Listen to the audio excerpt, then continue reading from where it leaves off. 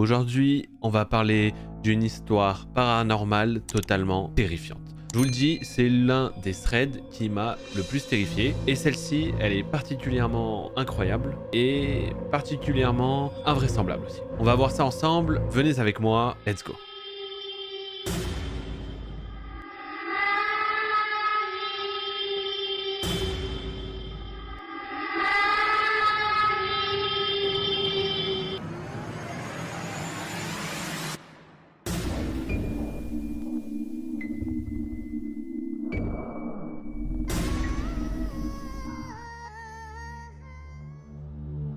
Cette histoire, c'est l'histoire de Luc, et Luc nous explique que sa femme, lui, a toujours parlé qu'elle avait grandi dans une maison qui était hantée. Voilà, ça vous met directement le contexte. En fait, sa femme a été élevée par sa grande-tante, qui, depuis peu, est décédée. Au moment de son décès, donc, Luc et sa femme vont dans sa maison à elle pour les funérailles, et ils y passent plusieurs jours, parce que, c'est assez loin de chez eux, etc. Donc, ils vont dormir dans la maison où a grandi sa femme. Il faut savoir que du coup, il y a plusieurs membres de la famille qui sont là, et surtout la fille de sa grande-tante, avec qui elle a vraiment grandi dans la même maison.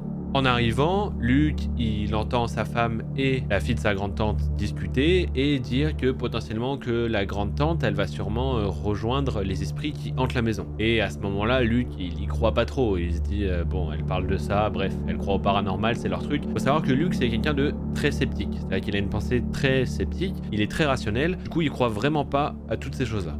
La première nuit qu'il passe là-bas, Luc se réveille au milieu de la nuit et il a l'impression de voir une ombre, une personne qui est dans le coin de la chambre, qui est en train de le regarder.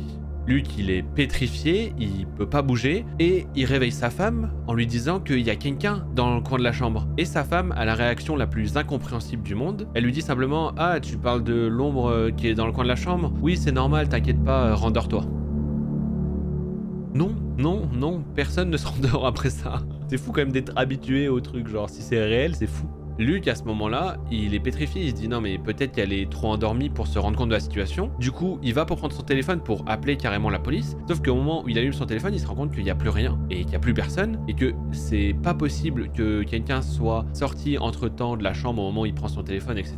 Mais que là, il n'y a même pas une forme qui pourrait lui faire penser à quelqu'un, quoi. Donc il n'y a plus rien. Sa femme continue en disant simplement qu'elle est au courant qu'il pouvait y avoir des personnes dans l'ombre comme ça, mais qu'il fallait pas s'inquiéter parce qu'elles font rien. Ok, non, toujours pas. Bref, Luc, après ça, il n'arrive pas à se rendormir, hein, évidemment, il passe toute la nuit à penser à ce qui vient de se passer. Le lendemain matin, il interroge sa femme sur ça, et elle lui dit que c'est normal, la plupart des gens qui dorment dans cette maison vivent des choses similaires, mais qu'en général, les esprits ne leur font pas de mal, donc il n'y a pas à s'inquiéter. À ce moment-là, Luc, il est encore assez sceptique, il se dit que bon, il a peut-être confondu quelque chose avec une forme humaine, etc.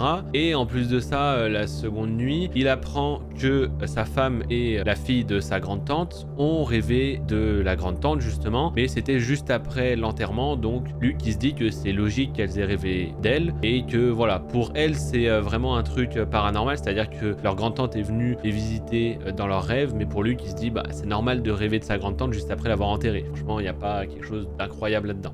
La troisième nuit, Luc n'arrive pas à dormir parce qu'il est dérangé par des bruits de pas qui arpentent toute la maison. Sa femme aussi l'entend, et elle reste toujours très calme et elle dit « Oui, ne t'inquiète pas, c'est les esprits qui courent dans la maison. » Non mais vous imaginez la situation lunaire. Vous croyez pas du tout au paranormal, vous entendez des pas autour de la maison et dans la maison, ils courent, etc. Votre femme à côté, elle dit « Oui, vous inquiétez pas, c'est les esprits. » Vous réagissez comment, franchement?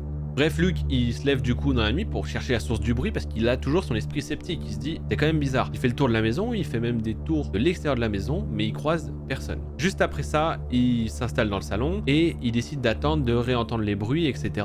Et il entend un bruit de pas qui vient de la cuisine. À ce moment-là, Luc, il appelle et dit, est-ce qu'il y a quelqu'un? Et c'est la fille de sa grande-tante qui va répondre, ouvrir la porte de sa chambre et qui va dire, oui, moi aussi je les ai entendus, mais pareil, laisse tomber, t'inquiète pas, c'est pas grave. Luc, il se dit qu'il est tombé dans une maison de fou, hein, vraiment. Il entend des bruits de pas, personne ne réagit. Et quelques secondes plus tard, il entend aussi un tiroir qui s'ouvre dans la cuisine. À ce moment-là, Luc, il se précipite pour voir s'il y a quelqu'un, et en même temps arrive dans la cuisine la fille de la grande-tante, qui dit sur un air un peu agacé, putain, les fantômes, souvent, ils aiment bien ouvrir les trucs et les laisser ouverts. Et Luc, il regarde autour et il se dit, mais ce qui est le plus étrange, c'est que personne n'a pu rentrer dans la cuisine, l'ouvrir et sortir sans passer par un chemin par lequel il y avait quelqu'un, c'est-à-dire par lequel où il y avait soit la fille de la grande-tante, soit Luc lui-même. Après ça, ça, la fille de la grande tante, elle va retourner se coucher et lui, il va s'installer encore dans le salon et attendre et écouter les bruits. Et plusieurs fois, il va entendre des bruits de pas qui traversent le salon, il va regarder, mais il y a rien du tout.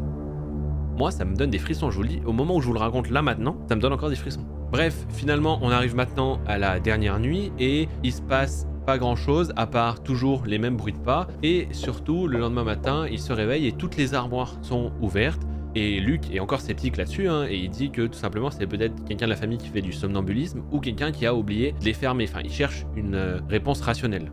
Et ça, malgré toutes les expériences qu'il vient d'avoir, c'est-à-dire qu'il essaie de rester vraiment rationnel par rapport à ça, mais il n'arrive pas à conjuguer et son scepticisme et ces événements-là. Il comprend pas quelle est la solution en fait. Et après avoir parlé avec différents membres de la famille de sa femme, tous ont révélé avoir vécu des trucs paranormaux en vivant dans cette maison, en dormant dans cette maison, et que la plupart du temps, les esprits, en fait, ils viennent pas t'embêter, ils te croisent même pas, etc. Il y a même pas d'interaction, et que les seules interactions que certains de la famille ont vécues, c'est des interactions plutôt positives, mais plutôt étranges, mais positives quand même. Et c'est comme ça que Luc rentra chez lui avec toutes ces questions et qu'il est venu le poser sur ce Reddit pour essayer d'avoir des réponses sur ce que pourrait être cette ombre dans l'angle de la chambre. Il finit évidemment son histoire en disant que tout peut plus ou moins avoir une explication rationnelle. Comme l'ombre dans la chambre, il aurait pu l'expliquer par un jeu de lumière, etc. Les placards ouverts, comme il l'a dit, ça peut être quelqu'un qui a oublié de les fermer ou quelqu'un qui est somnambule. Mais les bruits de pas, bon, c'est une vieille maison, ça peut travailler, etc. Le tiroir ouvert, peut-être quelqu'un a oublié de le fermer et Luc, il a associé ça. Bref, il essaie de rester sceptique, mais tout ça, il n'arrive pas forcément à l'expliquer.